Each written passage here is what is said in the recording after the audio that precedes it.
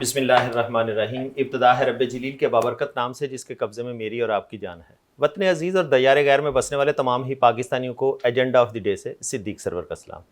इंसानी ज़िंदगी में रिलेशनशिप की कितनी ज़रूरत है और रिलेशनशिप मीन्स अ लॉट, लेकिन रिलेशनशिप किस तरह के होने चाहिए इन कॉर्पोरेट वर्ल्ड अगर हम देखते हैं, बहुत सारी हुकूमतें, गवर्नमेंट्स भी जो हैं वो इंटरनेशनल लेवल के ऊपर लॉबिंग फर्म्स को हायर करती हैं कि वो between the to countries relationship building के ऊपर काम करती हैं।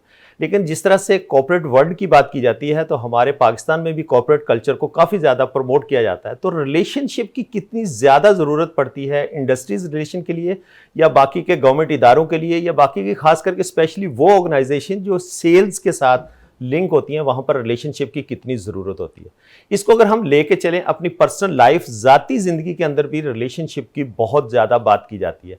क्या वाकई रिलेशनशिप जो है वो इतने ज़्यादा इम्पोर्टेंस हैं? अगर हैं तो उसकी वैल्यू जो है वो किस तरह से तसव्वुर की जाती है और हम रिलेशनशिप के ऊपर कितना काम करते हैं? कॉर्पोरेट वर्ल्ड के ऊपर बहुत ज़्यादा बात की जाती है, स्पेशली मुख्तलिफ डिपार्टमेंट्स जो हैं वो बनाए जाते हैं जो कि ब्रिज का किरदार अदा करते हैं between the organisations and government इदारे।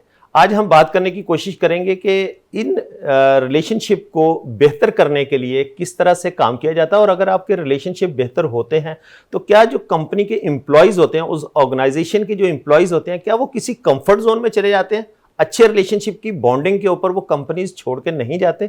इसका कितना अमल दखल होता है, इसके ऊपर आज हम बात करने की कोशिश करेंगे। मेरे पैनल में आज बहुत ही ज़्यादा इम्पॉर्टेंट गेस्ट जो कि अपना कीमती वक्त निकाल के तशरीफ़ लाए हैं, मैं उनको वेलकम करूंगा। मेरे साथ सबसे पहले हेड ऑफ़ HR हैं, एक निजी कंपनी की HR प्रोफेशनल हैं, बहुत ज़्यादा वास्ट एक्सपीरियंस है उनका। मैं उनको वेलकम करूंगा, मिस अरूसा मिराज साहबा को। अस्सलाम वालेकुम मिस, कैसी हैं आप? बिल्कुल ठीक, बहुत शुक्रिया सो मच दोबारा इनवाइट करने का। बहुत शुक्रिया कि आप वक्त निकाल लेती हैं और तशरीफ लाती हैं। बिल्कुल, बड़ा मजेदार टॉपिक है, so I am looking forward to. Thank you. मेरी आज की दूसरी मेहमान जो कि एक निजी HR फर्म की CEO हैं और उसके साथ लाइफ कोच हैं। लाइफ के बारे में बहुत सारी ऐसी बातें भी हैं जो आज हम उनसे पूछने की कोशिश करेंगे कि रिलेशनशिप कितने ज़्यादा ज़रूरी हैं ज़ाती ज़िंदगी में और कॉर्पोरेट वर्ल्ड में। मैं वेलकम करूंगा मिस हुबना फरहान साहिबा को। अस्सलाम वालेकुम। वालेकुम अस्सलाम। मैडम हुबना, आपका भी बहुत शुक्रिया, आप कीमती वक्त निकाल के तशरीफ लाए। Thank you. मेरी आज की तीसरी मेहमान जो कि एजुकेशनल साइकोलॉजिस्ट हैं, वेलबीइंग काउंसलर हैं, बहुत सारी लाइफ कोचिंग के ऊपर बहुत ज़्यादा काम करती हैं, मैं उनको भी वेलकम करूंगा, मिस फरियाल आसिफ साहिबा को। अस्सलाम वालेकुम। वालेकुम सलाम। मिस कैसी हैं आप? अल्लाह का शुक्र। आपका भी बहुत शुक्रिया कि आप कीमती वक्त निकाल के तशरीफ़ लाई। Thank you for having me. Thank you. मैं जो है ना थोड़ा सा लिवरेज दूंगा मिस अरूसा को, दूसरी दफ़ा हमारे प्रोग्राम में आज तशरीफ़ लाई हैं। मिस अरूसा, बात की जाती है रिलेशनशिप की कॉर्पोरेट वर्ल्ड में ज़्यादा, चूँकि आप एक प्रोफेशनल हैं, HR का सबसे ज़्यादा लिंक रहता है बाहर के लोगों के साथ, एडमिनिस्ट्रेशन को भी देखना होता है, एम्प्लॉयज़ के साथ बहुत ज़्यादा इंगेजमेंट होती है। तो आप क्या समझती है कि रिलेशनशिप बेसिकली किस तरह का होता है, एम्प्लॉयज़ का और एम्प्लॉयर का? देखिए, रिलेशनशिप, सबसे पहले तो हम रिलेशनशिप की बात करते हैं, रिलेशनशिप होना क्यों चाहिए, और कॉर्पोरेट वर्ल्ड की बात करें तो क्यों रिलेशनशिप की बड़ी अहमियत है। देखिए, रिलेशनशिप सबसे पहले किस चीज़ में हेल्प करता है? सबसे पहले हेल्प करता है परसेप्शन सेट करने में। ओके। परसेप्शंस क्या होते हैं? चाहते ना चाहते हुए भी आपके बारे में परसेप्शंस लोग परसीव करना शुरू कर देते हैं, परसेप्शंस क्रिएट हो जाते हैं। तो उन परसेप्शंस को मैनेज करने के लिए बहुत ज़रूरी है कि आप रिलेशनशिप्स आपके हों। अच्छा, अब हम बात कर रहे हैं एम्प्लॉयज़ और एम्प्लॉयर के दरमियान, तो वो भी एक बहुत हेल्दी रिलेशनशिप की बड़ी ज़रूरत है। आई थिंक ये टर्मिनोलॉजी है हेल्दी रिलेशनशिप, और हेल्दी रिलेशनशिप हर एस्पेक्ट पे, चाहे माँ बच्चे का रिलेशनशिप हो, घर वालों के साथ रिलेशनशिप हो, या आउटर वर्ल्ड के साथ रिलेशनशिप हो, अपने आप से रिलेशनशिप हो, या फिर तमाम लोगों के साथ रिलेशनशिप हो। अगर आप एम्प्लॉयमेंट में हैं तो एम्प्लॉयर के साथ रिलेशनशिप या अदर एम्प्लॉयज़ के साथ रिलेशनशिप, बहुत ज़्यादा इस चीज़ की अहमियत है। और अगर हम इसकी अहमियत दें और इसको अहमियत दे के इसको समझें तो बहुत लाइकलीहुड है कि हम एक अच्छी रिलेशनशिप मैनेज कर सकते हैं। और सबसे ज़्यादा जो इसका फ़ायदा होता है अच्छी रिलेशनशिप का, वो इंडिविजुअल को खुद को होता है, that's the peace of mind. और वो उन परसेप्शंस को बहुत राइटली मैनेज कर सकता है इंसान। तो आई थिंक HR के हवाले से बात करूँ तो HR एक रोल प्ले करता है। HR सिंपली प्लेटफॉर्म देता है जहाँ पे लोग अपने एक दूसरे को जान सके, या इस तरह का माहौल क्रिएट करने की कोशिश कर सकता है HR डिपार्टमेंट जहाँ पे एक हेल्दी रिलेशनशिप एग्जिस्ट कर सके। मतलब एक दूसरे की बात को सुने भी और उसको पोलाइट वे में जवाब देंगे, एक दूसरे के साथ जो उठना बैठना है, वो एक प्लेटफॉर्म जो HR ने दिया वो उसको यूज करते हुए एक अच्छी बॉन्डिंग्स उनके दरमियान हो जाती है। एब्सोल्युटली। सो HR का काम है प्लेटफॉर्म प्रोवाइड करना, but at the end of the day relationship को बनाना, मेंटेन करना, वो एक इंडिविजुअल ही का काम है। और इसलिए इंडिविजुअल्स के लिए बहुत ज़रूरी है कि अपनी रिलेशनशिप्स को अहमियत दें। मैं अपनी गुफ्तगू को आगे बढ़ाऊंगा, मैडम हुबना की तरफ चलेंगे। हुबना, जिस तरह से एम्प्लॉय और एम्प्लॉय के रिलेशनशिप के ऊपर बात करने की कोशिश की मैडम अरूसा ने, आप कॉर्पोरेट में भी हैं और लाइफ कोच भी हैं, आप दोनों चीज़ों को साथ लेके चलती हैं।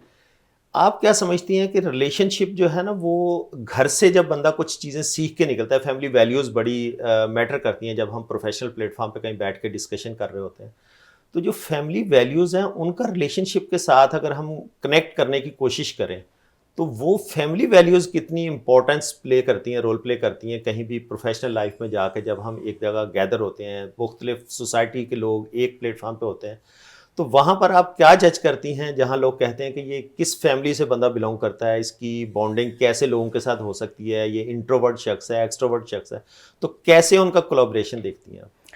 अच्छा, तो सबसे पहले तो I would like to start with the concept of inclusion.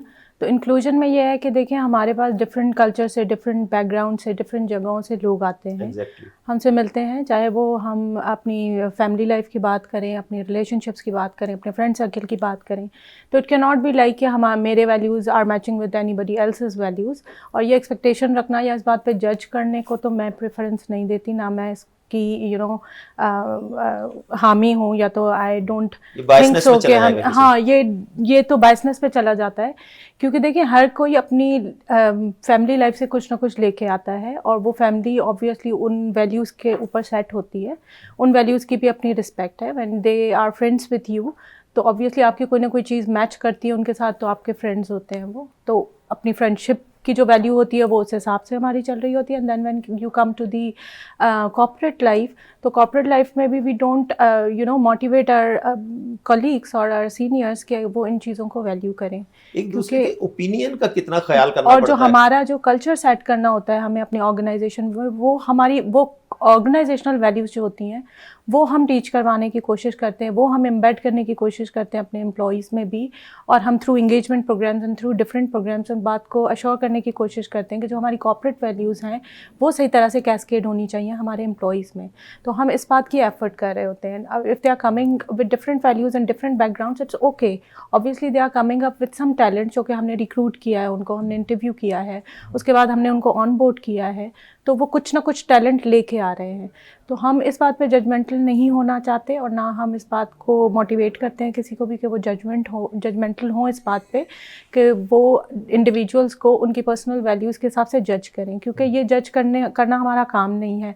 Yes, when you are going towards the relationship, जो कि मैरिटल रिलेशनशिप या इस तरह के रिलेशनशिप होते हैं, वहाँ पे इस बात की वैल्यू होती है कि आपकी फैमिली वैल्यूज़ या आपकी पर्सनल वैल्यूज़ कितनी मैच कर रही हैं दूसरे की पर्सनल और फैमिली वैल्यू से। इसीलिए हम लोग जब इस तरह के रिलेशनशिप जो कि लॉन्ग टर्म या मैरिटल रिलेशनशिप्स होते हैं उसमें अपने एल्डर्स को इन्वॉल्व करते हैं। ये हमारे मज़हब में भी है, ये हमारे कंट्री के कल्चर में भी है, और ये हर कल्चर में ही होता है कि आप कुछ फ्रेंड्स को, कुछ अपने जो मेंटोर्स होते हैं, अपने कोचेस होते हैं, अपने जो खैर ख्वाह होते हैं, उनको आप अपने इम्पोर्टेंट रिलेशनशिप बिल्ड करने से पहले उनसे एक सजेशन ले रहे होते हैं, मशवरा ले रहे होते हैं। तो उसकी वजह यही होती है कि जहाँ पे आप के फैमिली रिलेशनशिप वैल्यू कर रहे होते हैं, जहाँ पे उनकी वैल्यूज़ को आगे जाके क्लैश हो सकता है उन वैल्यूज़ में, या कोई ऐसा टकराव पैदा हो सकता है, वहाँ पे आप जो है वो मशवरा लेके फिर आप उन रिलेशनशिप्स में जा रहे होते हैं। मैडम हुबना, मैं मैडम फरियाल को भी शामिल गुफ्तगू हो रहा हूँ। मैडम फरियाल, बड़ा डिटेल में बताने की कोशिश की हुबना ने। आप क्या समझती हैं कि आज की जो यूथ है हमारे मुल्क की, इस वक्त 65% यूथ कहा जाता है तकरीबन, जो 16 से 32 साल की एज के अंदर है। आप एक एजुकेशनल साइकोलॉजिस्ट हैं, आपका यूथ के साथ काफ़ी ज़्यादा इंटरेक्शन रहता है, आप खुद माशाल्लाह से भी उसी यूथ में फॉल करती हैं। आप क्या समझती हैं कि रिलेशनशिप को लेके इस यूथ का माइंडसेट क्या है? देखिए, एज जुबना ने जो बात बोली कि घर से जो बच्चा सीख के आ रहा होता है वो चीज़ बहुत इंपॉर्टेंट, कोर वैल्यूज़ जो होती है हमारी, वो बुनियाद डालती है हमारी किसी भी किस्म का रिलेशनशिप, चाहे वो हमसे किसी कमतर इंसान से हो, हम अपने घर के मुलाजिम से बात कर रहे हैं, हम बाहर जो हमारे लिए डोमेस्टिक काम कर रहे हैं उनके लिए बात कर रहे हैं, इवन आप ट्रैफिक पुलिस वाले से कैसे बात कर रहे हैं, ये बहुत सारी चीज़ें एक इंसान की तरबियत दिखाता है। और वो ज़्यादातर उनकी कम्युनिकेशन से हम देखते हैं, और कम्युनिकेशन बिल्ट ही घर पे होती हैं। तो रिलेशनशिप तो बहुत इंपॉर्टेंट रोल प्ले करते हैं। जहाँ तक यूथ की बात है तो उनका जितना एक्सपोजर बहुत सारी चीज़ों से, सोशल मीडिया से हो गया है, और जितनी अर्ली एज में उन्होंने टेक्नोलॉजी को अडेप्ट करके देखा है, उनके लिए रिलेशनशिप की डेफिनेशन थोड़ी लॉस्ट है अभी। उनको उसको समझने में टाइम लगेगा, क्योंकि एक एज पे आके आप रिश्तों की नौइयत को समझते हैं, लोग दूसरों के एहसास को समझते हैं, दूसरों के जज्बात को समझते हैं। और आजकल के कॉम्पिटिटिव दौर में, स्पेशली एजुकेशन के कॉम्पिटिटिव दौर में, बच्चों के लिए पेरेंट्स और सिबलिंग्स के साथ, बहन भाइयों के साथ और घर वालों के साथ जो रिलेशनशिप है उसको समझना आसान है। दोस्ती को बहुत वैल्यू किया जाता है एक रिलेशनशिप के तौर पे, बट अगर हम एक्सटर्नली उससे ज़्यादा मज़ीद देखें तो बच्चे कंफ्यूज होते हैं उस चीज़ में कि ये रिलेशनशिप है भी कि नहीं। हम इस चीज़ को किस कैटेगरी में करते हैं केटर, क्योंकि बहुत सारी इश्यूज ऐसे आ जाते हैं जहाँ पे दोस्तियाँ ख़राब हो जाती हैं, लड़ाई झगड़े हो जाते हैं, स्कूल में कोई मसला हो जाता है, दोस्तों की गैदरिंग में कोई मसला हो जाता है, आपकी कुछ नहीं तो मोहल्ले में किसी से आपकी अनबन हो जाए, लड़ाई हो जाए, तो बहुत सारी सिचुएशन में उनको समझ ही नहीं आता कि हमने करना क्या था। ये होती जज्बाती है ना, बिल्कुल। लाओ वाली पाने इसमें अभी बिल्कुल। फैसला उस मेच्योरिटी के साथ तो नहीं नहीं ले ले सकते। बिल्कुल। अच्छा, आप ये समझते हैं कि हमारी जो यूथ है, जिस तरह से जी जनरेशन जिसको कहा जाता है, टेक्नोलॉजी का बहुत ज़्यादा इस्तेमाल है, ये टाइम से ज़्यादा पहले मेच्योर हो रही है? नहीं, देखें, इसकी दोनों चीज़ें हैं, प्रोज भी हैं, कॉन्स भी हैं, ठीक है। टाइम से ज़्यादा सीख रही हैं, टाइम से ज़्यादा आगे हैं। हम लोगों ने जो चीज़ें बहुत टाइम के बाद सीखी हैं, जल्दी सीख रहे हैं, बट एक बच्चे की पर्सनालिटी टाइम रहते ही डेवलप होगी। उसकी शख्सियत कैसे बनती है इसका, जैसे अभी हमने मिस ने बोला, किसी भी बच्चे को बड़े होने के लिए पूरा गांव लगता है। इंग्लिश में है ना, it takes a village to raise a child. और गांव सिर्फ घर नहीं होता, सिर्फ ननियाल ददियाल नहीं होता, वो होता है स्कूल, वो होता है मोहल्ला, उसका ट्यूशन सेंटर। आप कैसे दोस्तों में, कहते हैं ना, किसी की पहचान करनी है तो आप उसके दोस्तों से जाके देखेंगे क्या है क्या नहीं है। तो उनको सारा सपोर्ट सिस्टम चाहिए होता है एक मुकम्मल शख्स बनने के लिए। ठीक है, मैं मैडम अरूसा की तरफ आऊँगा। मैडम, रिलेशनशिप डायनामिक्स की जहाँ पर बात की जाती है, वहाँ पर पावर ऑफ रिलेशनशिप कितने ज़्यादा इंपॉर्टेंट हैं? जैसे हमने प्रोफेशनल लाइफ में आपने पहले भी बताया, बिहेवियर, एटीट्यूड का बड़ा मसला होता है, स्पेशली खास करके मुख्तलिफ रंग नस्ल के लोग एक जब प्लेटफॉर्म पे एक कंपनी ऑर्गेनाइजेशन के अंदर होते हैं, तो उसमें ऑर्गेनाइजेशन को कितना अहम रोल प्ले करना पड़ता है उनको कल्चर देने के लिए, या उन्हीं से एक्सपेक्ट करते हैं कि नहीं यार ये पढ़े लिखे लोग हैं, ये सब के सब सीखे हुए हैं, इन्हीं के ऊपर जिम्मेदारी आती है कि इन्होंने कल्चर बनाना है? सो आपका जवाब देने के लिए मैं इन दोनों हमारे जो गेस्ट्स हैं उनकी ही बात को थोड़ा सा ऐड करूंगी और आगे बढ़ाऊंगी, and I will align that. Hubna ने एक बहुत अच्छी बात की कि जो भी डिफरेंट इंडिविजुअल्स ऑर्गेनाइजेशन में आते हैं उनको हम उनकी पर्सनल सिचुएशन, उनकी पर्सनल अपब्रिंगिंग की बेसिस पे जज नहीं कर रहे होते, but what they have become. And organisation में एक और चीज़ भी की जाती है when we are recruiting individuals, वो होती है कल्चर फिट असेसमेंट। वो हम ये कुछ बिहेवियरल असेसमेंट के थ्रू ये देखते हैं कि क्या आया ये इंडिविजुअल, जो भी कल्चर, जो भी वैल्यूज लेकर आया है, we are okay with that, but will he she be able to fit into our culture, और क्या हमारी कल्चर के इतना अगेंस्ट तो नहीं जा रहा कि वो हमारे कल्चर को डिसरप्ट कर दे। तो दैट्स वेयर रेड फ्लैग्स आ जाते हैं।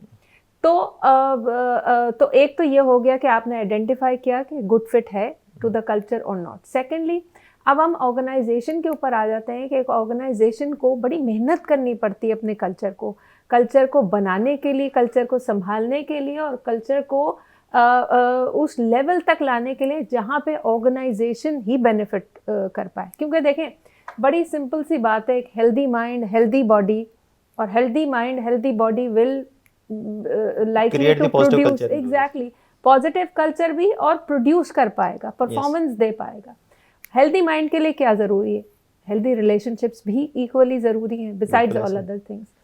तो एटलीस्ट इन दी ऑर्गेनाइजेशन हम बहुत अहमियत देते हैं कि हम वो एक हेल्दी कल्चर क्रिएट कर सकें ताकि इंडिविजुअल पनप सके। ना सिर्फ आके परफॉर्म कर सके बल्कि डेवलप भी कर सके, ग्रो कर सके इन द प्रोसेस। उसकी जो कैपेबिलिटीज हैं उसको जो है ना वो वहाँ पर कंपनी के लिए कितनी फ्रूटफुल हैं और उसके अपनी उसकी डेवलपमेंट कितनी हो रही है। मैडम रूसा, मुझे यहाँ पर एक ब्रेक का इशारा हो रहा है, यहाँ पर ब्रेक पे चलेंगे। नाज़रीन, आज हम बात करने की कोशिश कर रहे हैं कि पावर ऑफ रिलेशनशिप की बेसिकली पावर क्या होती है, किस तरह से हम दूसरे लोगों के साथ इंटरेक्ट करते हैं और किस तरह से हम अपने आप को भी डेवलप कर रहे होते हैं। तो यहाँ पर लेंगे एक छोटा सा ब्रेक से लौट के आएंगे। Stay tuned.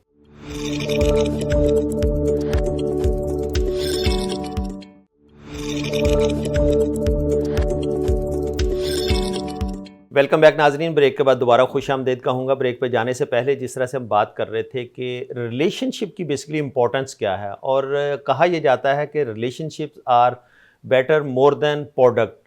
किस तरह से प्रोडक्ट से भी ज़्यादा रिलेशनशिप की ज़रूरत होती है, स्किल से ज़्यादा रिलेशनशिप की ज़रूरत होती है, अपॉर्चुनिटीज़ से ज़्यादा रिलेशनशिप की ज़रूरत होती है। ख़ास करके हमारे अगर एशिया कल्चर के अंदर कहा जाए, अगर आपके कहीं किसी कंपनीज़ में रिलेशंस अच्छे हैं, कहीं आपकी पीआर अच्छी है, तो आपको जॉब भी अच्छी मिल सकती है। इसके ऊपर बात करने की कोशिश कर रहे हैं आज मैं चलूँगा मैडम हुबना की तरफ। मैडम, जिस तरह से हमने एशिया कल्चर की बात करने की कोशिश की, क्या वाकई ऐसा होता है कि अगर आपकी पीआर अच्छी है तो आप अपने बहुत सारे ऐसे काम भी निकलवा लेते हैं जो कि आप शायद मेरिट पे और उस पर कहीं पीछे लाइन में लगे रहते हैं?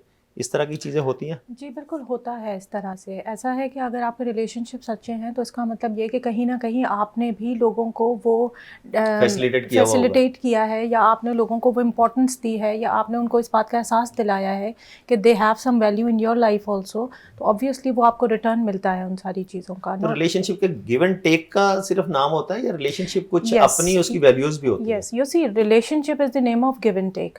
अब उसमें यह है कि अगर आप कुछ भी तरीके से किसी को कॉम्प्रोमाइज़ है तो दोनों पार्टीज़ कॉम्प्रोमाइज़ करेंगी तो रिलेशनशिप बिल्ड होगा। लव एंड अफेक्शन है तो दोनों पार्टीज़ की तरफ से आएगा, तब वो रिलेशनशिप बिल्ड होगा। एम्प्लॉयमेंट का रिलेशनशिप है तो उसमें अगर एक पार्टी ने somebody suppose to do something तो ऑब्वियसली उसकी कॉस्ट है, वो आपको कॉस्ट पे हो रही है, लेकिन along with that cost obviously you have been given that appreciation, that value, that motivation कि अगर आप अपने KPIs कंप्लीट कर रहे हैं, आपसे जो एक्सपेक्टेशन है वो आप डिलीवरेबल्स आपके ठीक हैं, तो आपको वो एप्रिसिएशन एंड अफेक्शन या वो एम्पैथी या तो वो सॉफ्ट कॉर्नर मैनेजमेंट की तरफ से मिलता है। अगर आप वो नहीं डिलीवर कर रहे हैं तो ऑब्वियसली मैनेजमेंट भी आपको उतनी वैल्यू नहीं करती है, वो एप्रिसिएशन, वो मोटिवेशन आपकी तरफ नहीं आती है। तो हर रिलेशनशिप में obviously it is give and take. Give and take की बात तो की जाती है, लेकिन रिलेशनशिप में तो कहते हैं ना कि एक्सपेक्टेशन से ज़्यादा एप्रिसिएशन इंपॉर्टेंट होती है। तो एक्सपेक्टेशंस ज़्यादा लगा लेनी चाहिए, अगर वो नहीं होती तो फिर जब दिल टूटता है तो कहते हैं कि नहीं जी दिल टूट गया, तो वो रिलेशनशिप को कितना फिर नुकसान पहुंचाता है? देखें, इसीलिए कहते हैं कि क्लैरिटी होनी चाहिए रिलेशनशिप में। हमारे जितने भी इंपॉर्टेंट रिलेशनशिप हैं वो बिल्कुल क्लियर हैं, रिटन हैं, नोन हैं, कम्युनिकेटेड हैं। जिसमें आप देखें पेरेंट्स और चिल्ड्रन का रिलेशनशिप होता है, नोन है, कम्युनिकेटेड है, इवन आफ्टर दैट भी हमारा वे फॉर्म बनता है पेरेंट्स के नाम पे, एंड रिटन रिलेशनशिप होता है। एंड देन आप अगर देखें आपका मैरिटल रिलेशनशिप है वो भी रिटन फॉर्म में होता है, आपका अगर एम्प्लॉयमेंट रिलेशनशिप है वो भी रिटन फॉर्म में आपको मिलता है। तो रिलेशनशिप की जो बेसिक है वो है प्रॉपर कम्युनिकेशन, कि आपसे क्या एक्सपेक्टेड है, आप किस लिए इस रिलेशनशिप में हैं। एंड देन बाकी जो रिलेशनशिप हमारे होते हैं, जो फ्रेंडशिप वाले रिलेशनशिप होते हैं, उनसे हमारी बहुत सारी एक्सपेक्टेशन एक्चुअली होती ही नहीं है। और जहाँ हम एक्सपेक्टेशंस किसी और से लगा रहे होते हैं, जब रिलेशनशिप बनाते हैं तो फिर वो either it has to be written and you know communicated relationship, जिसमें आप एक्सपेक्टेशन बनाएंगे भी सही, लेकिन उन एक्सपेक्टेशन में भी कुछ ना कुछ रिटन फॉर्म में आती है। इवन एम्प्लॉयमेंट रिलेशनशिप में भी आपको ये होता है कि आपको किसी ना किसी टाइटल, किसी डिजिग्नेशन के साथ हायर किया जाता है, एंड आफ्टर दैट आपको कोई ना कोई JD, कोई ईयरली KPIs मिल रही होती है कि अब आपसे ये एक्सपेक्टेशन है हमारी। और उन एक्सपेक्टेशन में अगर हमें कोई प्रॉब्लम होती है तो एम्प्लॉय भी अपनी साइड से जाके कम्युनिकेट कर रहा होता है कि I won't be able to do this thing, this is not justifying this level of career में भी XYZ, वो सारी चीज़ें कम्युनिकेट कर रहे होते हैं। तो जब चीज़ें रिटन फॉर्म में होती हैं तभी क्लैरिटी आती है चीज़ों में। तो it has to be communicated and it has to be clear and both party should agree that particular agreement, तो फिर वो रिलेशनशिप क्लैरिटी के साथ चल सकता है। जितने भी रिलेशनशिप ऐसे हैं वर्ल्ड में, मैरिज से पहले आप कह लें कि रिलेशनशिप में लोग होते हैं, वहाँ पे हर्ट इसलिए ज़्यादा होते हैं या इसलिए ज़्यादा एक्सपेक्टेशन होती है कि बहुत सारी चीज़ें हम कम्युनिकेट नहीं करते, हम परसीव करके और उन परसेप्शन के हिसाब से अपनी एक्सपेक्टेशन बिल्ड कर लेते हैं। जब तक चीज़ें कम्युनिकेट नहीं होंगी और प्रॉपर कम्युनिकेशन चैनल्स अच्छे बिल्ड नहीं होंगे, रिलेशनशिप बहुत अच्छे वहाँ पे नहीं होते। And then obviously it is very much important कि आप दोनों जितने भी रिलेशनशिप में पार्टीज़ हैं वो सच की बुनियाद पे उसको करें। अगर कोई भी एक झूठ की बुनियाद पे या मैनिपुलेशन की बुनियाद पे रिलेशनशिप को चलाना चाहेगा तो वो लॉन्ग लास्टिंग नहीं हो सकता, बहुत जल्द यहाँ हो जाएगा। Yes. अच्छा, कॉर्पोरेट कल्चर में बहुत सारे लोग अपने बॉस को खुश करने के लिए उसके साथ तो हर तरह का रिलेशनशिप बनाने की कोशिश कर रहे होते हैं, लेकिन अपने जो सबऑर्डिनेट्स होते हैं उनके साथ उनका रवैया इस तरह से नहीं होता। वो भी अपना रिलेशनशिप बिल्डअप करने के लिए अपने बॉस के साथ इस तरह की चीज़ें कर रहे होते हैं। तो बहुत सारे लोग कहते हैं कि काम जो है ना वो बॉस के लिए किया जाता है। तो क्या ये भी टर्मिनोलॉजी जो है ना वो फ्रूटफुल होती है किसी कल्चर के लिए कि सिर्फ बॉस के लिए काम करो, ऑर्गेनाइजेशन जहाँ जाती जाए? नहीं, देखें, जहाँ पे ये टर्मिनोलॉजीज़ या ये चीज़ों की वैल्यू होती है वो ऑर्गेनाइजेशंस कभी भी आपको बहुत बड़ी ऑर्गेनाइजेशंस नहीं नज़र आएंगी। बहुत बड़ी ऑर्गेनाइजेशंस अपनी वैल्यू पे, अपनी जो है वो परफॉर्मेंस बेस्ड कल्चर पे एंड देन अपने टैलेंट पे चल रही होती हैं। Relationship is a part of everything. Obviously we should not spoil relationship with anybody, but you see आपको इतनी ओपननेस होनी चाहिए आपके सिस्टम में, और इतना सिस्टम जो है वो आपका ट्रांसपेरेंट होना चाहिए कि कम्युनिकेशन हो चीज़ों के अंदर। अगर कोई चीज़ किसी को ठीक नहीं लग रही तो वो कम्युनिकेट करें, चाहे वो आपके बॉस हैं चाहे वो आपके जूनियर्स हैं, लेकिन वो कम्युनिकेशन स्टाइल कैसा होना चाहिए ये इंपॉर्टेंस रखता है। And in my point of view, may be मेरे कलीग्स उससे एग्री करें या ना एग्री करें, मेरे ख्याल से कि जो रिलेशनशिप है उसकी ज़्यादा जिम्मेदारी है आपके ऊपर वाले लेवल पे। अगर आप बॉस हैं तो आपकी ज़्यादा रिस्पॉन्सिबिलिटी है कि आप अपने जूनियर्स के साथ रिलेशनशिप को किस तरह मजबूत करते हैं। क्योंकि देखें, वो तो हमेशा आपको डिलीवर करने की कोशिश करेंगे, वो तो हमेशा आपके सबऑर्डिनेट हैं, आपको कुछ बेहतर ही करके और परफॉर्मेंस देने की या बेहतर अपने आप को शो करने की कोशिश करेंगे। आपका टैलेंट क्या है कि आप अपने जूनियर्स को कितना रिटेन रख रहे हैं, कितना अपने साथ रख रहे हैं, वो आपको कितना लीडर समझते हैं। तो वहाँ पे I think it is more important कि ऊपर वाले लेयर को की ज़्यादा रिस्पॉन्सिबिलिटी है अपने नीचे वालों के साथ रिलेशनशिप बिल्ड करने की। ओके, मैं चलूँगा फरियाल की तरफ। फरियाल, बड़ा पर्सनल रिलेशन की बात करने की कोशिश की हुबना ने। जब हम रिश्ता देखने के लिए जाते हैं, ख़ास करके स्पेशली जब फैमिलीज़ इंटरेक्ट कर रही होती हैं, कहीं फुफ्फो ने बताया होता है, मामू ने बताया होता है, तो बहुत सारी बातें खुद से परसीव कर ली जाती हैं कि उसने ये कहा होगा, वो ये करता होगा। तो ये जो एक्सपेक्टेशंस लगाई जाती हैं, ये रिलेशनशिप को कितना मैं कहता हूँ कि आने वाले दिनों में स्पॉइल करती हैं। देखें, एक्सपेक्टेशंस को क्लैरिफाई करना बहुत ज़रूरी है। किसी भी रिलेशनशिप में दो मेजर चीज़ें जो हैं, तीन मेजर चीज़ें जो हैं, एक आता है ट्रस्ट आता है, एक हमारा कितनी शेयर्ड वैल्यूज़ हैं हमारे और उनके ख़यालात कितने मिलते जुलते हैं। अगर हम दो प्रोफेशनल इंडिविजुअल्स भी एक शादी कर रहे होते हैं तो उनकी क्या एक्सपेक्टेशंस हैं एक दूसरे से, क्योंकि ह्यूमन नेचर है एक्सपेक्टेशंस लगाना, वो ना चाहते हुए भी कहीं ना कहीं से आ जाती हैं। बट क्या आपने अपनी बाउंड्रीज़ क्लैरिफाई की हैं कि कौन सी चीज़ मेरे लिए गलत है, कौन सी चीज़ सही है, कौन सी चीज़ मुझे अच्छी लगती है, कौन सी चीज़ मुझे बुरी लगती है। ये सारी चीज़ें जो हम कहते हैं ना सेटिंग बाउंड्रीज़, वो हम कम्युनिकेशन के दौरान, कम्युनिकेशन के थ्रू करते हैं। स्पेसिफिकली तब करते हैं जब हम एक इंसान को ट्रस्ट करते हैं, ठीक है। उसके बाद इस सिचुएशन में आ जाती है बात कि दूसरा इंसान अडेप्टेबल कितना है, फ्लेक्सिबल कितना है। आप ये देखें, जो आप बात करें, कभी कभार ऐसी जब आप किसी को देखने जा रहे होते हैं, एक्सपेक्टेशंस होती हैं, तभी कहा जाता है कि आप मिल लें, सवाल पूछ लें, थोड़ा सा टाइम दें एक दूसरे को। इट्स नॉट नेसेसरी कि आपने पहली मुलाकात पे ही जवाब देना है, आप थोड़ा और टाइम लें। लेकिन उस वक्त तो बहुत सारे लोगों ने खौल अपने ऊपर चढ़ाया हुआ था ना। लड़की भी ये कहती है कि मैं झोंपड़ी में गुजारा कर लूंगी, लड़का भी ये कहता है कि जी 4 कपड़ों में मुझे कबूल है, मैं आपको शहजादी रानी बना के रखूंगा। जब शादी के बाद वो एक्चुअल लाइफ में आते हैं, जब वो प्रोफेशनल प्रैक्टिकल लाइफ में आते हैं, तो तब पता चलता है कि ये 4 जोड़ों में ले तो आए, या वो झोंपड़ी में रखने वाली बातें जो थी अब तो वो नहीं समझ में आ रही। तो फिर वो रिलेशनशिप कैसे निभेगा? देखिए, बात सारी आधी अधूरी बातें होती है ना बेसिकली दोनों तरफ से। पर वो ये ज़रूरी है ना कि हमारे यहाँ सबसे इम्पॉर्टेंट चीज़ जो स्कूल में ही नहीं सिखाई जाती है और जिससे बच्चों को डरा दिया जाता है, वो है सवाल पूछना, ठीक है। बहुत ज़रूरी होता है कि हम बच्चों से सवाल पूछें और उनको बताएं कि सवाल पूछना गलत नहीं है, ठीक है। कम्युनिकेशन में ये होता है कि जब ऐसे अगर आप एक रिश्ते में स्टार्ट कर रहे हैं और आपकी शादी हो रही है, तो बहुत सारी ऐसी चीज़ें हैं जो कभी कभार लोगों के डिसएग्रीमेंट हो जाते हैं, सिर्फ निकाहनामा को लेकर डिसएग्रीमेंट हो जाते हैं। कौन सी रिवायतें शादी में चलेंगी, कौन सी रस्में होंगी, कौन सी नहीं होंगी, किसको बुलाया, किसको नहीं पूछा, बहुत सारी ऐसी चीज़ें होती हैं जिसमें बहुत सारी इंटेंसिटी होती है, रिलेशनशिप की फ्लक्चुएशन होती है, रिश्ते टूट जाते हैं। निकाह वाले दिन बारात आई हुई, महर लिखने के ऊपर जो है ना वो मसले हो जाते हैं। वो क्यों? क्योंकि आपने एन वक्त तक उस चीज़ को इतना डिले करा या ड्रैग किया कि अगर आप आराम से 2 लोग 4 लोग बैठ के प्रेजेंस में उस चीज़ को डिस्कस कर लेते हैं, या लड़का लड़की ही एक दूसरे से बात कर लेते हैं, तो वो बहुत इंपॉर्टेंट है कि वो चीज़ क्लियर हो जाती है। अगर दूसरा फिर होता है एक इंसान की अपनी पर्सनालिटी। बहुत सारे लोग अडेप्टेबल और फ्लेक्सिबल नहीं होते, उनकी रिजिड बिहेवियर होता है, वो जैसे हैं वो वैसे ही रहेंगे, उनको अपने कायदे कानून अपने असूल बहुत पसंद हैं, तो वो दूसरों की बात समझते भी नहीं हैं। दूसरा इंसान कहाँ से आ रहा है, क्या क्या खाली समझते नहीं, समझने की कोशिश भी नहीं कोशिश करते। भी नहीं करते, तो वो कहाँ से आ रहे हैं, किस किस्म की फीलिंग्स लेके आ रहे हैं, आप किस रिश्ते में बनने जा रहे हैं, वो चीज़ भी नहीं काउंट करते। क्यों? क्योंकि उनके अंदर फ्लेक्सिबिलिटी और अडेप्टेबिलिटी है ही नहीं। तो जब वो नहीं है, एक इंसान के अंदर सेल्फ रिस्पेक्ट नहीं है दूसरों के लिए, और एम्पथी जो हम कहते हैं, लोग बहुत ज़्यादा अंडरस्टैंड करते हैं सिंपथी को बहुत इजी, बट एम्पथी होता है कि आप दूसरों की जगह खुद को रख के एक दफ़ा सोचें कि क्या, कहाँ से वो ये बात लेकर आ रहे हैं, क्यों लेकर आ रहे हैं।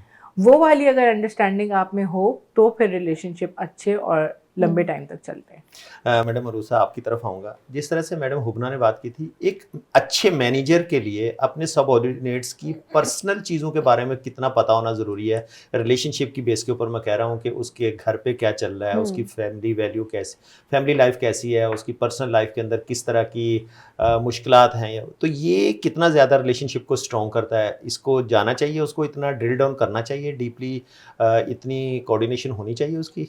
बिल्कुल, I totally agree with Hubna that जो सबऑर्डिनेट मैनेजर और उसके डायरेक्ट रिपोर्ट के बीच में जो रिलेशनशिप है, उसमें ज़्यादा दारोमदार मैनेजर के ऊपर होता है उस रिलेशनशिप को मेंटेन करना, क्योंकि मैनेजर के ऊपर है एक तो वो कितना जेन्युइन है, कितना जेन्युइनली चाहता है कि इंडिविजुअल जो मुझे रिपोर्ट कर रहा है वो सिर्फ काम ना करे बट कि ग्रो भी करे। तो एक तो जेन्युइननेस जो कि हर रिलेशनशिप में फील हो जाती है, चाहे आपके वर्ड्स कुछ और आप कह रहे हो लेकिन आपकी जेन्युइननेस हमेशा नजर आ जाती है। तो एक तो जेन्युइननेस बहुत ज़रूरी है। दूसरी ये भी जिम्मेदारी पूरी ज़रूरी है कि उस इंडिविजुअल को सपोर्ट करे और उसका जो बैकग्राउंड जो है, जो उसके बैकग्राउंड में जो भी चीज़ें चल रही हैं जिसका कहीं ना कहीं इम्पैक्ट उसकी परफॉर्मेंस पे आएगा, उसको अंडरस्टैंड करे और सपोर्ट करे।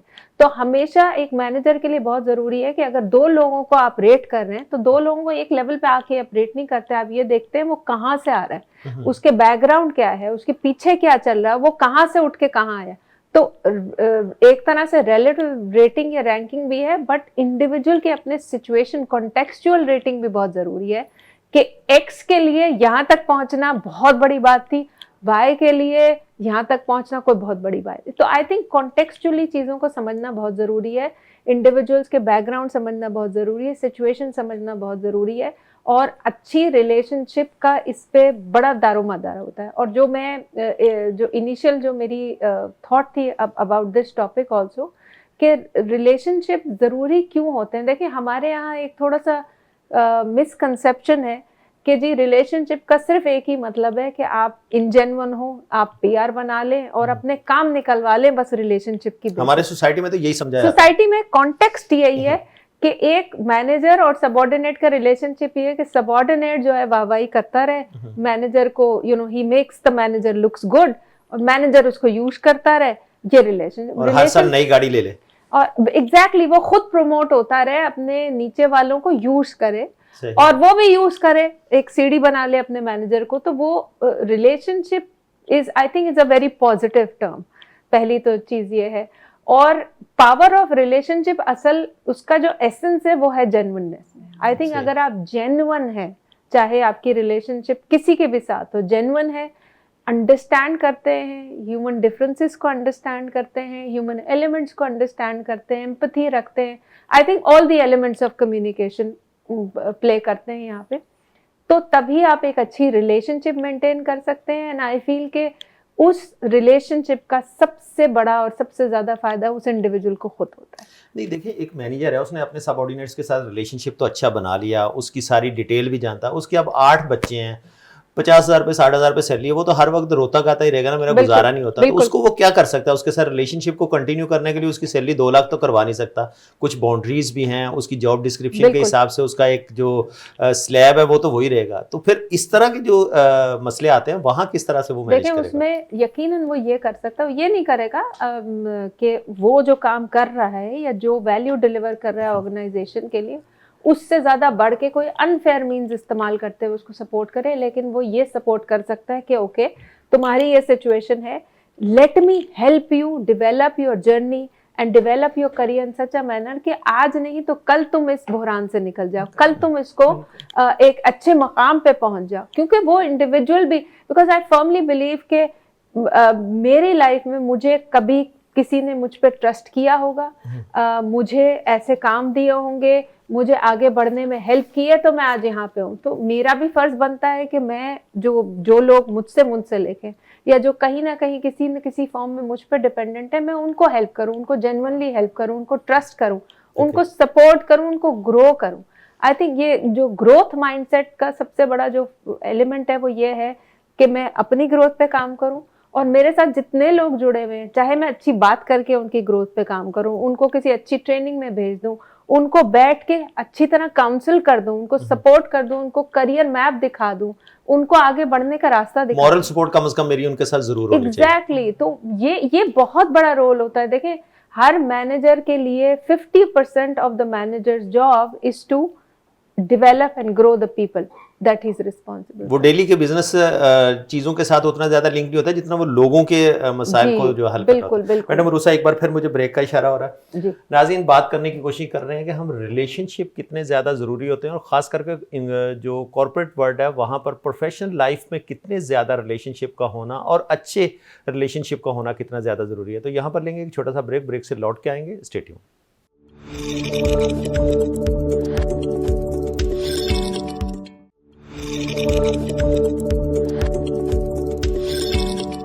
वेलकम बैक नाजरीन। ब्रेक के बाद दोबारा खुश आमदेद कहता हूं। ब्रेक पे जाने से पहले हम बात कर रहे थे रिलेशनशिप की। अभी हम बात करेंगे चैलेंजेस किस तरह से आते हैं और चैलेंजेस से निपटा कैसे जाता है। कोई इंडिविजुअल जो है अगर उसके साथ कोई इस तरह के चैलेंजेस हैं किसी भी ऑर्गेनाइजेशन में, किसी अपनी प्रोफेशनल लाइफ के अंदर, तो वो किस तरह से उसको नेविगेट कर सकता है और उसको किस तरह से ओवरकम कर सकता है। मैं चलूँगा मैडम हुबना की तरफ। हुबना, जिस तरह से बड़ा डिटेल में मैडम रूसा ने बताया, उस रिलेशनशिप को डिफ़ाइन करने की कोशिश की कि एम्प्लॉयज़ के साथ या सबऑर्डिनेट के साथ किस तरह से हम उसको जो है ना वो कर सकते हैं। चैलेंजेस किस तरह के आते हैं और उसको हम किस तरह से ओवरकम कैसे कर सकते हैं?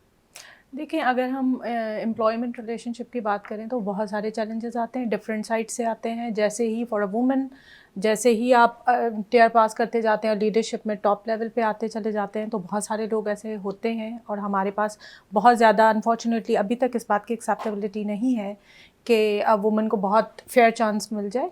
अगर एक मैन होगा, वो एवरेज परफॉर्मर भी होगा, तब भी उसकी retention is easy in the organisations, whereas women has to be like top class excellent performer in order to get a single promotion only. नहीं, ये तो बल्कि उल्टा कहा जाता है कि लेडीज़ है, गर्ल्स है तो वो जल्दी प्रमोट हो नहीं, जाएगी। ऐसी बात नहीं है, ये सिर्फ परसेप्शन है, इसमें कोई हकीकत नहीं है। Would you agree? बिल्कुल। ठीक है, तो this is only a perception, ऐसा नहीं है। Women has to be like ticking all the criteria list पे, तब जाके आपको प्रमोशन मिलता है। अगर एक भी, हाँ, if the owner or the top management have this nomination or have this a board member जो कि woman है, तब it is like maybe we can call it as equal। ऐसा नहीं है कि ऑर्गेनाइजेशन में इक्वली अपॉर्चुनिटी प्रोवाइडर कहा ही जाता है, तो वहाँ पर इस तरह की फिर बायसनेस तो नहीं होनी चाहिए मेल और फीमेल देखिए, में। जब आपकी हायरिंग हो रही होती है उस टाइम पे तो मैं ये कह सकती हूँ कि maybe women are getting more chances than man, उस टाइम पे तो हो सकता है। But once you are been employed in the organisation and after that you have to be promoted after some performance, तो उस टाइम पे हमारे जहाँ पे भी जितने भी हमारे मेल लीडर्स हैं उनको ये चैलेंजेस होते हैं, क्योंकि वो जब वुमेन को अप करने जाते हैं तो उस टाइम उनको हर बॉक्स पे टिक लगा होना ज़रूरी है क्राइटेरिया पे, एक भी अगर कम है तो वो नहीं करते हैं। जबकि मैन अगर उसके साथ होगा तो वो प्रमोट हो जाता है इन कंडीशंस में। बट येस, जहाँ पे कोई वुमेन की बोर्ड में या कहीं पे नॉमिनेशन है या वुमेन लीडर्स हैं हमारे पास, वहाँ पे it is quite balanced approach. Yes, yes वहाँ पे बायसनेस कम होती है। तो इसलिए हम इस बात को बहुत ही प्रमोट भी कर रहे हैं और आजकल हमारी सोसाइटी में भी इस बात को प्रमोट किया जाता है कि एटलीस्ट आपके जो बोर्ड रूम है उसमें कम से कम 20% शमूलियत ज़रूर होनी चाहिए वुमेन की। ऑल्दो होनी तो 50% ही चाहिए, बट 20% इज़ मैंडेटरी, ताकि आपको इतना अंदाज़ा हो जाए कि कहीं पे आप किसी वुमेन के साथ just because some different reasons आप बायसनेस ना कर जाएं। ओके जी। मैडम हुबना ने जिस तरह से अपना डिटेल में बता रहे थे, मैं मैडम फरियाल आपकी तरफ चलूँगा। पेरेंट चाइल्ड की जो बात की जाती है रिलेशनशिप की, तो बहुत ज़्यादा बात की जाती है हमारे मुआशरे में। हमने भी आपने अक्सर विटनेस किया होगा कि घर में एक 4-5 लोगों की फैमिली है, मोबाइल पे अपने वो हर किसी के साथ बिजी तो हैं, वो पूरी दुनिया के साथ जो है ना वो लिंक में है, लेकिन घर वाले जो हैं वो कोई किधर है कोई किधर है। उनका आपस में जो रिलेशनशिप है इसको किस नज़र से देखनी है? देखिए, पेरेंट चाइल्ड रिलेशनशिप तो प्रीनेटल केयर जब होती है, जब बच्चे की डेवलपमेंट हो रही होती है, तब से स्टार्ट हो जाता है और लास्ट मोमेंट तक रहता है, जब तक वो हयात रहते हैं पेरेंट्स।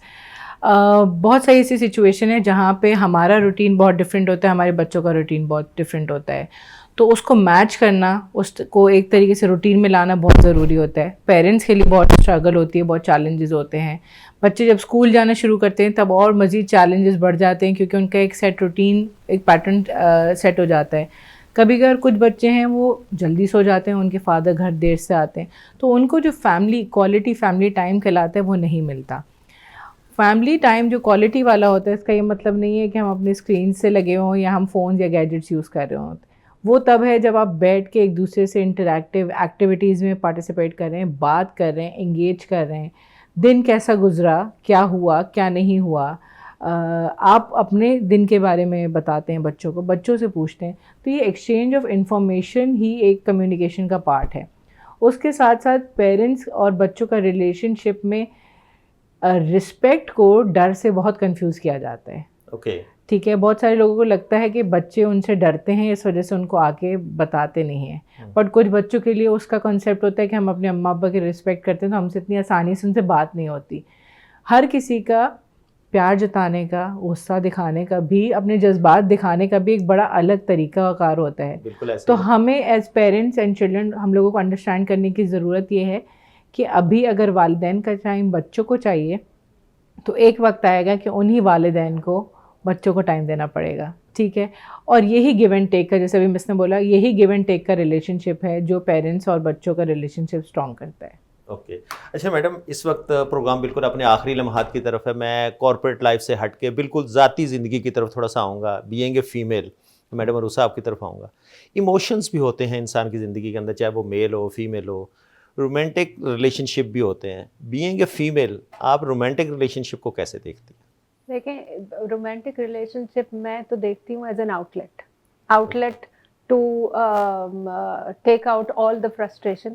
और वो रिलेशनशिप चाहे वो पावर देता है या वो एक एहसास कि somebody wants you, you are important to in somebody's life, I think वो एहसास ही आपको एक इतना स्ट्रॉन्ग पावर देता है। वही आपको मकसद देता जी, है। तो वो पावर मिलता है आपको, वो पावर से ही आप अपने बाकी दिन के जितने भी चैलेंजेस होते हैं या बाकी रिलेशनशिप्स के जितने चैलेंजेस होते हैं उनको मैनेज कर पाते हैं। तो टू मी इट्स पावर। तो मतलब वो वाले जरासीम कुछ बाकी रहते हैं, सारा दिन कॉर्पोरेट वर्ल्ड में घूम फिर के शाम में आने के बाद थके हुए के सब बराबर होते हैं ना, चाहे कॉर्पोरेट में काम करें, घर बैठे या जहाज चलाएं। ह्यूमन तो ह्यूमन है और अंदर उसके नीड्स भी बड़ी सिंपल और बेसिक है, to be recognised, to be heard, to be listened to, to be wanted. तो जो नेचर है वो सबका बराबर रहता है। और यही वो रिलेशनशिप्स की खूबसूरती होती है जो आपको पावर देती है। मैडम हुबना, सेम क्वेश्चन आपसे भी। नहीं, rightly said bye miss Aroosa. उसमें ऐसे है कि देखें, टू बी वांटेड, अब उसमें ज़रूरी नहीं है कि आपका रोमांटिक रिलेशनशिप ही हो, लेकिन अगर आपके पेरेंट्स को भी आपकी नीड होती है तो आप बहुत सारी चीज़ें कॉम्प्रोमाइज़ करते हैं। लेकिन हाँ, एक इंसान को ज़िंदा रहने के लिए इस बात की बहुत ज़्यादा ज़रूरत होती है कि आपकी रिक्वायरमेंट है। अब जाहिर है हर जगह पे नहीं होगी, कुछ जगहों पे होगी, कुछ जगहों पे नहीं होगी, लेकिन आपकी लाइफ किस गोल से चल रही होती है कि मेरी रिक्वायरमेंट मेरे पेरेंट्स को है, for them I have to do XYZ। मेरी रिक्वायरमेंट मेरे चिल्ड्रन को है, for them I have to do these things. I am being wanted by somebody, obviously I want that affection from him and he is going to, and I am responsible for contributing in his life somehow positively, ताकि वो उसको continue कर सके। तो obviously importance तो बहुत ज़्यादा है। मैडम फरियाद, क्या रिलेशनशिप, रोमांटिक रिलेशनशिप किसी कपल में ही हो सकता है, या रोमांटिक रिलेशनशिप बच्चों के साथ, सिबलिंग के साथ, माँ बाप के साथ, इस तरह से भी हो सकता है? आई थिंक रोमांटिक रिलेशनशिप के ज़्यादा अगर हम इसको पैशन का नाम दें तो पैशन आपका किसी भी एक्टिविटी के लिए भी हो सकता है, किसी हुनर के लिए भी हो सकता है, इंसान के लिए भी हो सकता है, अपने पालतू जानवर के लिए भी हो सकता है। तो उसको आई वॉन्ट पर्टिकुलरली से रोमांटिक, बट पैशनेट रिलेशनशिप होना बहुत ज़रूरी है, क्योंकि वो आपको ड्रिवन रखता है। आपको एक मूविंग फोर्स होती है कि आपने उस चीज़ पे, उस इंसान पे, उस मकसद पे, उस कॉज पे, CSR की जैसे बात हो रही थी, उस पे काम करना है। और वो एक इंसान को बहुत बूस्ट भी देता है, मोटिवेट भी करता है। तो बहुत इम्पॉर्टेंट होता है कि हम रिलेशनशिप को जैसा है वैसे एक्सेप्ट करें। दूसरा ये कि हम अंडरस्टैंडिंग रखें कि आप में फ़र्क है और दूसरे इंसान में फ़र्क है, बट आप कहाँ म्यूचुअली कम्युनिकेट कर सकते हैं, मसले मसाइल, कॉन्फ्लिक्ट्स, लड़ाई झगड़ों को कैसे रिजॉल्व कर सकते हैं। I think that is where powerful relationship commences, और वही फिर पैशनेट भी होता है, वही फिर रोमांटिक भी होता है। अच्छा, बच्चों में आजकल बड़ा ये देखा जाता है कि 10, 12, 15 साल के बच्चे हैं, उनके भी दिल टूट रहे होते हैं, रिलेशनशिप टूट गया, ब्रेकअप हो गया, तो वो बड़े डिसहार्ट हो जाते हैं। तो जी। आप स्कूल लेवल की जो ये यूथ है, कॉलेज यूनिवर्सिटी के तो थोड़े फिर भी मेच्योर हो जाते हैं, उनको समझ आ जाती है। ये जो स्कूल लेवल, जो टीन एज खास करके कहलाते हैं, 9th क्लास 10th स्टैंडर्ड के बच्चे जो है ना, उनके भी दिल टूट रहे होते हैं। तो ये कौन सा रिलेशनशिप होता है? देखिए, क्योंकि उनकी ग्रोइंग एज है, वो टीन एज आए हैं, उनके हार्मोनल चेंजेस हो रहे हैं, उनकी पर्सनालिटी डिफाइन हो रही है, उनकी पसंद नापसंद भी चेंज हो सकती है। तो एक बच्चा खुद बहुत कॉम्प्लिकेटेड सिचुएशन में होता है, और पेरेंट्स भी उतने ही कॉम्प्लिकेटेड सिचुएशन में होते हैं, क्योंकि बच्चा ग्रो कर रहा है, नंबर 1। नंबर 2 चीज़, अगर हम एज अ साइकोलॉजिस्ट अगर आप बात करें, तो हम ये देख रहे होते हैं कि क्या वो उसकी डेली रूटीन पे, रोज़मर्रा की ज़िंदगी, पर्सनालिटी या एकेडमिक्स पे अगर अफेक्ट कर रहा है नेगेटिव तरीके से, तो फिर हो सकता है कि उस चीज़ ने, उस रिलेशनशिप ने या उस फ्रेंडशिप ने इस बच्चे पे बहुत लास्टिंग इम्पैक्ट छोड़ा हो। अगर नहीं, तो फिर हम ज़्यादातर उनका कॉन्फिडेंशियलिटी और उनका ट्रस्ट रखते हुए उस बात को इतना, वो ना क्या कहते हैं, एक तरीके से एलैबोरेट नहीं करके देखते, क्योंकि उनकी लर्निंग स्टेज है। स्पेसिफिकली जब बच्चे को एजुकेशन में होते हैं तो ये चीज़ें ज़्यादा फेस करने को मिलती हैं, बिकॉज उनको अपॉर्चुनिटी ज़्यादा है, अपने इमोशंस को वो खुद एक्सप्लोर कर रहे होते हैं। और इमोशनल रेगुलेशन, जो हम इमोशनल इंटेलिजेंस पे बात कर रहे हैं, अपने इमोशंस को खुद पहचानना, हमारे क्या ट्रिगर्स हैं, हमें क्या चीज़ से गुस्सा आता है, क्या चीज़ पसंद नापसंद, उसको खुद समझना ह्यूमन के लिए बड़ा, इंसानों के लिए बड़ा मुश्किल काम है, और वो एक टाइम तक जाके मैच्योरिटी के साथ आता है। तो एक्सप्लोरेशन की हद तक रिलेशनशिप जो बच्चे देख रहे होते हैं, सीख रहे होते हैं, is a good thing, but it's better कि हम देखें कि कहीं वो उनकी रोज़मर्रा की ज़िंदगी पे अच्छा अफेक्ट कर रहा है या बुरा अफेक्ट कर रहा है। ठीक है मैडम फरियाला सर, बहुत शुक्रिया आपका कीमती वक्त का। मैडम हुबना फरहान, आपका बहुत शुक्रिया। मैडम अरूसा मिराज, आपका बहुत शुक्रिया। नाज़रीन, आज हमने बात करने की कोशिश की पावर ऑफ रिलेशनशिप। जब हम किसी के साथ रिलेशनशिप में होते हैं, वो रिलेशनशिप प्रोफेशनल लाइफ में भी हो सकता है, पर्सनल लाइफ में भी हो सकता है। ख़ास करके रिलेशनशिप के बगैर दुनिया में कोई भी इंसान नहीं रह सकता। जब तक आप इस दुनिया में, इस कुराए अर्ज़ पे मौजूद हैं, आपको किसी न किसी से किसी न किसी वक्त कोई भी काम ज़रूर हो सकता है, और वो रिलेशनशिप की बेस पे ही होता है। चाहे आपने बहन से पानी का गिलास मांगना हो, चाहे आप वालिदैन के साथ हों, चाहे आप अपने पार्टनर के साथ हों, चाहे आप अपने बिजनेस पार्टनर के साथ हों, तो आपको उस पॉजिटिव वे में रिलेशन बिल्डअप करने की ज़रूरत है, जिससे आप अपने बिजनेस को या अपनी फैमिली लाइफ को आगे बढ़ा सकते हैं। तो मुझे बड़ी उम्मीद है कि आप अपना और रियासत पाकिस्तान का बहुत सारा ख्याल रखेंगे। आज के इस एपिसोड से सिद्दीक सरवर को दीजिए इजाज़त। अल्लाह हाफ़िज़।